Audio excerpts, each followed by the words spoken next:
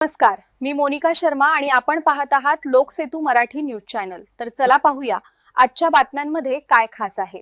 जिल्हाधिकारी कार्यालयालाच चकवा, जप्त वाळूचे वाहन रहस्यमयरित्या गायब, दंड न भरताच वाळूसह वाहन लंपास, धुळेतील व्यक्तीवर गुन्हा दाखल।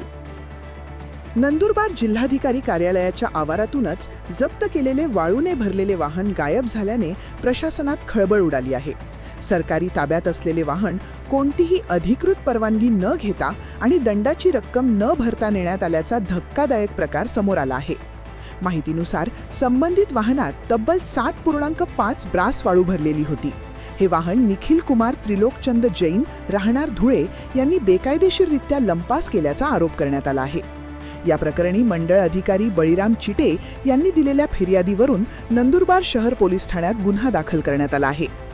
जिल्हाधिकारी कार्यालयाच्या सुरक्षेवरच प्रश्नचिन्ह निर्माण करणाऱ्या या घटनेमुळे प्रशासनाची मोठी नामुष्की झाली आहे।